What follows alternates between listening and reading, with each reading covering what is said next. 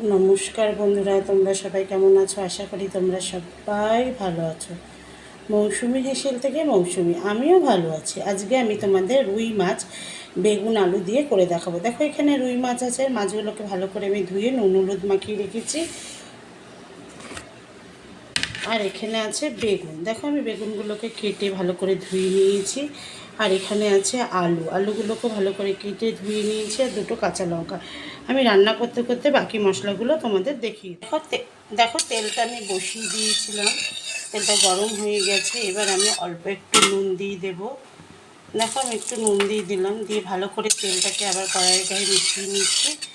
এবার যে নুন হলুদ মাখানো রুই মাছগুলো, দেখো মাছগুলো আমি এপিট ওপিট করে ভেজে নিয়েছি। এবার মাছ ভাজাগুলো আমি তুলে নিচ্ছি।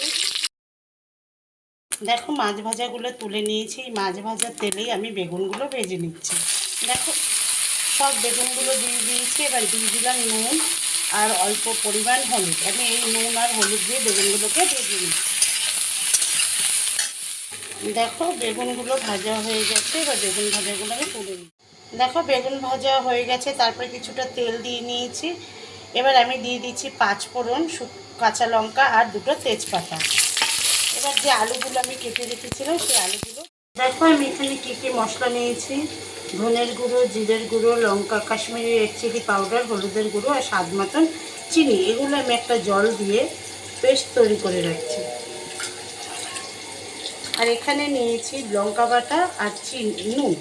দেখো, আলুগুলো ভাজা ভাজা হয়ে গেছে। এবার যে আমি লঙ্কা বাটা আর নুনটা নিয়েছিলাম সেটা মশলা রেডি করে রেখেছিলাম, সেই মশলার পেস্টটা সব কিছু একবারে আলুর সঙ্গে থেকে তেলটা উঠে এসছে। দেখেছো, মশলাগুলো একদম ভাজা ভাজা হয়ে গেছে। আমি যে বেগুনগুলো আর আলুগুলো মশলার সঙ্গে মিশিয়ে ভালো করে কষিয়ে নিয়েছি। এবার আমি উষ্ণ গরম জলগুলো দিয়ে দিচ্ছি। আমি কিন্তু আজকে তোমাদের বেগুন আলু দিয়ে রুই মাছের পাতলা ঝোল করে দেখাচ্ছি। আমি যেভাবে করলাম তোমরাও এইভাবে করে কমেন্টস বক্সে কমেন্টস করবে, শেয়ার করবে, লাইক করবে, অবশ্যই সাবস্ক্রাইব করবে। আর ফেসবুকে যে মৌসুমির হেসেল বলে চ্যানেলটা আছে, সেখানে তোমরা লাইক করবে, কমেন্টস করবে, শেয়ার করবে, আর ফেসবুক পেজটাকে অবশ্যই ফলো করবে। দেখো, মাছ ভাজাগুলো এখানে রেখেছি আমি। এবার বেগুন আর আলুর মধ্যে আমি মাছ ভাজাগুলো দিয়ে দিলাম, দিয়ে ভালো করে মাছগুলোকে বেগুন আলুর সঙ্গে মিশিয়ে নিচ্ছি। দেখো, আমার রান্না কিন্তু একদম রেডি হয়ে গেছে। আমি কিন্তু আজ বেগুন আলু দিয়ে রুই মাছের পাতলা ঝোল করে তোমাদের দেখালাম। আমার যে ইউটিউবে মৌসুমির হেসেল বলে চ্যানেলটা আছে, সেখানে তোমরা লাইক করবে, কমেন্টস করবে, শেয়ার করবে, অবশ্যই চ্যানেলটাকে সাবস্ক্রাইব করবে। আর ফেসবুক পেজ, সেখানে তোমরা লাইক করবে, কমেন্টস করবে, শেয়ার করবে, আর অবশ্যই চ্যানেলটাকে ফলো করবে।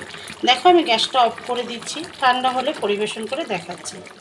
দেখো, আমি পরিবেশন করে নিয়েছি। আমি যেভাবে আজকে বেগুন দিয়ে আলু দিয়ে রুই মাছের পাতলা ঝোল করে দেখালাম, তোমরাও অবশ্যই এইভাবে করে কমেন্টস বক্সে কমেন্টস করবে, শেয়ার করবে, লাইক করবে, অবশ্যই সাবস্ক্রাইব করবে। ফেসবুক পেজ, সেখানে তোমরা লাইক করবে, কমেন্টস করবে, শেয়ার করবে, আর ফেসবুক পেজটাকে অবশ্যই ফলো করবে।